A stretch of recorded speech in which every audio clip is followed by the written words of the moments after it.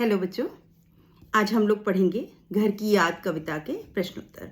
ये भवानी प्रसाद मिश्र द्वारा लिखी गई है। प्रश्न देखिए, आपकी पाठ्य पुस्तक का पहला प्रश्न है, पानी के रात भर गिरने और प्राण मन के घिरने के परस्पर क्या संबंध है। कवि भवानी प्रसाद मिश्र अपने घर से बहुत दूर जेल में बंद हैं। अपने घर और प्रियजनों से दूर रहने का दर्द उनके भीतर है। एक दिन जब बादल बरसने लगते हैं, ऐसे में कवि के मन को स्मृतियां घेर लेती हैं। जैसे जैसे पानी गिर रहा है, वैसे वैसे कवि के हृदय में प्रियजनों की स्मृतियां चलचित्र की तरह उभरती जा रही हैं। पानी के बरसने के कारण ही उसके प्राण और मन घर की याद में व्याकुल हो जाते हैं।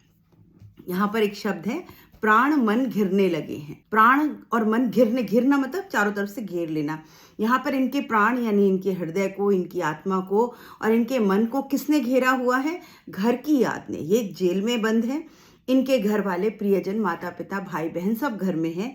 बादल बरस रहा है, सावन का महीना है और उस समय अपने अकेले जेल में बैठ करके कवि को अपने प्रियजनों की याद आ रही है और स्मृतियां, जो उनकी यादें हैं, उसने उनके मन और प्राणों को घेर लिया है।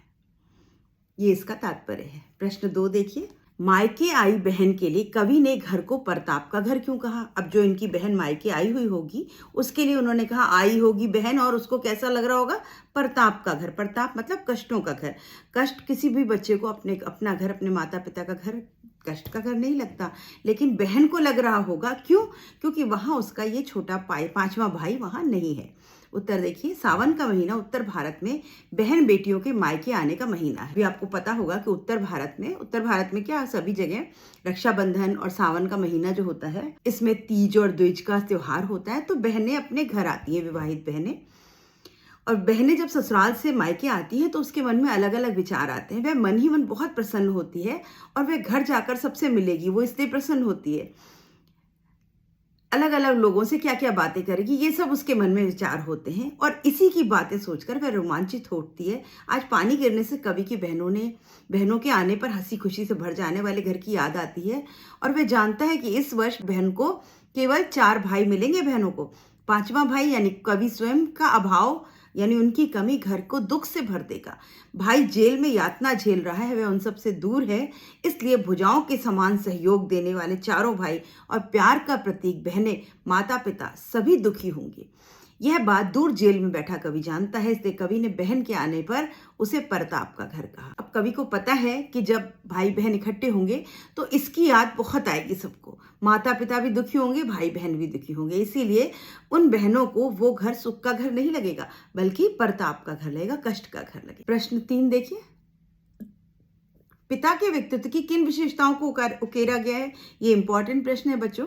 यहाँ पर पिता की बहुत सी विशेषताएं बताई गई हैं। अब आपके पास प्रश्न आ सकता है कि कौन सी विशेषताएं बताई गई हैं, तो आप पॉइंट बनाकर इन विशेषताओं को लिखेंगे। क्या क्या था कि कविता में पिता के व्यक्तित्व की निम्नलिखित विशेषताएं से उकेरा गया है। बताया गया है कि पिताजी पूर्णतः स्वस्थ हैं, वो उम्र हो गई है लेकिन बुढ़ापे ने उन्हें छुआ नहीं है। वे खिलखिलाकर हंसते हैं, वे नियमित रूप से व्यायाम करते हैं, दौड़ते हैं, दंड बैठक करते हैं और गीता पढ़ते हैं। वे मौत के सामने आने पर भी डरते नहीं हैं। वे तूफान की रफ्तार से काम करते हैं। वे गीता का पाठ करते हैं और वे भावुक प्रवृत्ति के हैं, मतलब बलशाली तो है, मजबूत तो है, लेकिन उनकी आंखों में पानी आ गया तो वो भावुक भी हैं। अपने 5वें बेटे की याद करके उनकी आंखें भर आती हैं और वो देश प्रेमी थे। इसीलिए तो माँ ने कहा कि तुम्हारी लीक पे चल रहा है बच्चा, तो वो भी देश प्रेमी है और उन्हीं की प्रेरणा से कवि ने स्वाधीनता आंदोलन में भाग लिया और जेल गया। तो इतनी बातें आप इसमें लिख सकते हैं पॉइंट बनाकर। निम्नलिखित पंक्तियों में बस शब्द के प्रयोग की विशेषताएं बताइए। अभी ये भी बहुत इंपॉर्टेंट प्रश्न है, इस पाठ से ये प्रश्न आता ही आता है। यहाँ पर बस में यमक अलंकार है बच्चों। यहाँ पर बस की आवृत्ति हुई है 2 बार 3 बार और हर बार उसका अर्थ अलग है। मैं मजे में हूँ सही है, घर नहीं हूँ बस यही है। वो कह रहे हैं यहाँ पर मैं यहाँ हूँ, सही हूँ, बस मतलब इतनी ही सी तो बात है कि मैं घर पर नहीं हूँ, किंतु यह बस, लेकिन जिस बस की बात मैंने करी यह बस बड़ा बस है। ये छोटी मोटी बात नहीं, ये बहुत बड़ी बात है। इसी बस से सब विरस है और इसी बस यानी इतनी छोटी सी बात से ही सारा रस जो है वो समाप्त हो चुका है।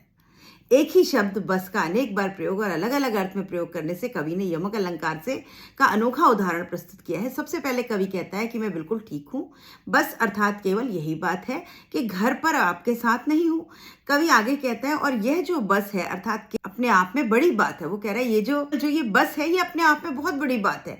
वह कहना चाहता है कि घर से दूर रहना मामूली बात नहीं होती।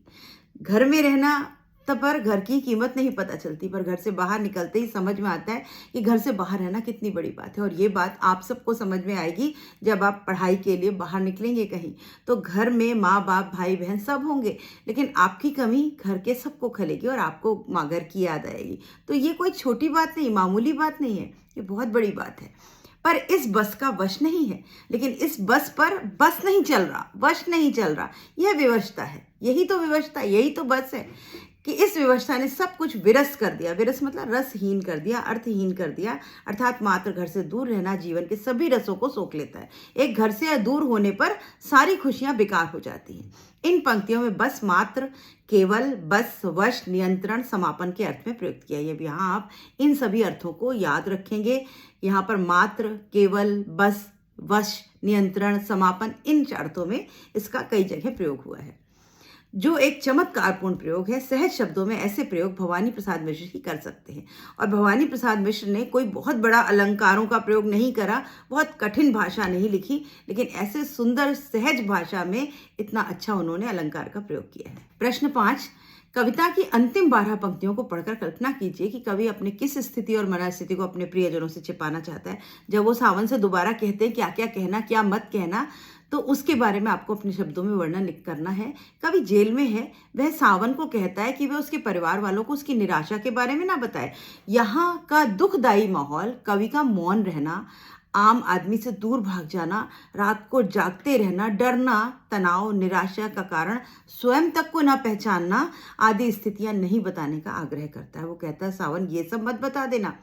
और वह चेतावनी भी देता है सावन को कि और कहीं सब कुछ बक ना देना, तुम सही सही मत बक देना, कहीं सच बोल दो तुम जाकर।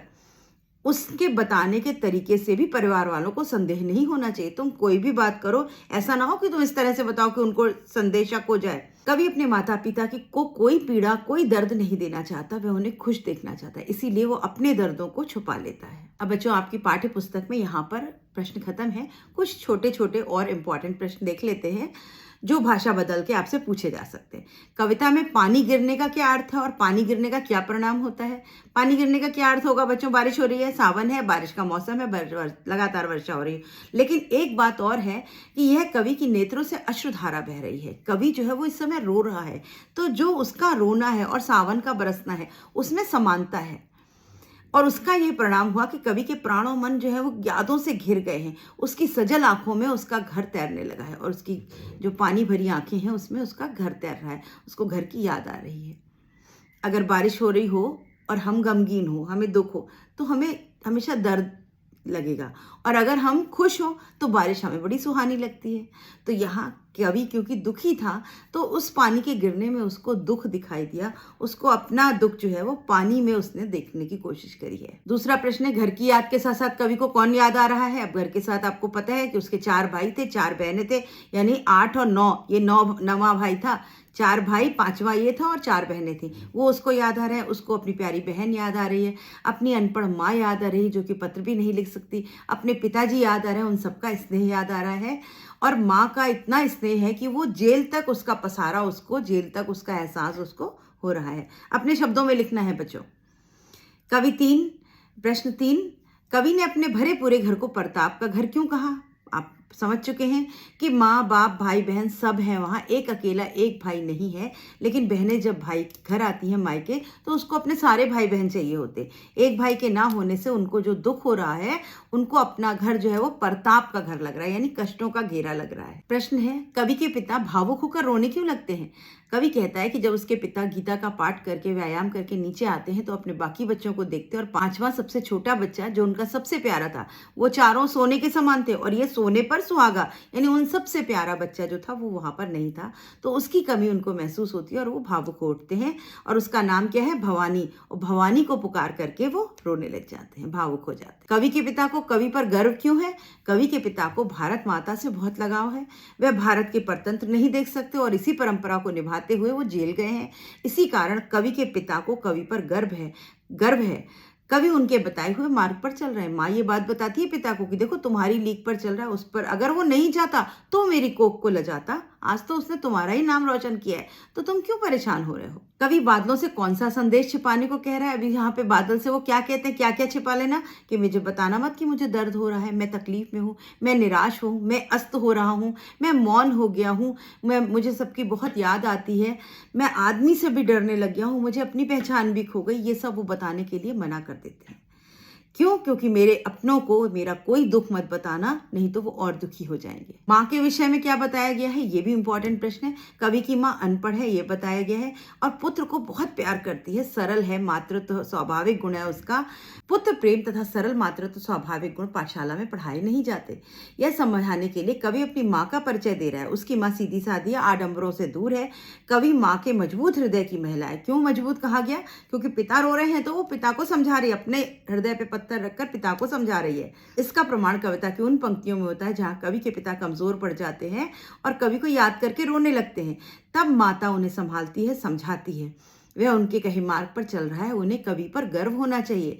तो और माँ इतनी प्यार करने वाली है कि इतनी किलोमीटर्स दूर होते हुए भी माँ का प्यार जो है वो लेखक तक, कवि तक पहुंच रहा है। केवल स्त्रियों को ही घर का मोह नहीं सताता, कविता के आधार पर सिद्ध करिए। अभी सब लोग सोचते हैं कि लड़कियां तो बहुत कमजोर होती, जरा जरा सी बात पे रो देती हैं, पर केवल लड़कियों को ही घर की याद आती हो ऐसा नहीं है। लड़कों को भी अपने घर की याद आती है। वो अलग बात है, वो रोते नहीं है, दिखाते नहीं है, अपने आप को मजबूत बनाने की कोशिश करते हैं। तो आपको कविता में ये सिद्ध करना है। कविता के आधार पर घर की याद कविता पुरुषों की भावुकता का परिचय देती है। कवि घर के एक एक सदस्य के साथ स्नेह और प्रेम बंधन में बंधा है। उसकी स्मृतियां इतनी भाव भरी हैं कि स्त्रियों के मन से कहीं ज्यादा है, कम नहीं है। कवि के मोह की विशालता का परिचय है उसका देश प्रेम, जिसके चलते हुए अपना घर द्वार स्नेह संसार छोड़कर जेल चला गया। जेल में कवि घर को जैसे याद कर रहा है, उससे स्वतः सिद्ध हो जाता है कि उसके मन में कितना मोह है। मतलब एक तो कवि का दुखी होना और दूसरा पिताजी का दुखी होना। तो केवल स्त्रियों को ही मन घर का मोह होता है ऐसा नहीं है, पुरुषों को भी होता है। वो दिखाते नहीं है, जताते नहीं है, बताते नहीं है, लेकिन उनको भी अपने घर से, अपने परिवारजनों से उतना ही स्नेह होता है। चार भाई चार बहनें, भुजा भाई प्यार बहनें। चार भाई चार बहनें में अनुप्रास अलंकार है। भुजा भाई प्यार बहनें में रूपक अलंकार है, क्योंकि उन्होंने भाइयों को भुजा बता दिया और बहन को प्यार बता दिया है, सीधा सीधा। तो यहाँ रूपक अलंकार है। बोल में बादल गरजता, काम में झंझाला रसता। इन पंक्तियों में कौन सा अलंकार है? यहाँ पर उपमा अलंकार है। यहाँ पर इनके पिताजी की तुलना किससे दी गई? बादलों से दी गई। जब वो बोलते हैं तो ऐसा लगता है मानो बादल गरज रहे हैं। तो यहाँ पर उपमा अलंकार है। तो बच्चों, छोटे छोटे अलंकारों का प्रयोग है, दृश्य बिंब है और भाव भरी कविता है। इस कविता का जो विशेष है वो मैं आपको अगले वीडियो में दूंगी और उसमें उसके नोट्स के लिए लिंक भी दूंगी, जिसको पढ़ करके आप कविता पूरी तरह से एक बार में रिवाइज कर पाएंगे। और यहाँ इसके प्रश्नोत्तर खत्म होते हैं। प्रश्न बहुत आसान है, भाषा घुमा करके आपसे कुछ भी पूछा जाए आप लिख सकते हैं। जो मिलते हैं अगले वीडियो में अगले पाठ के साथ। Good bye.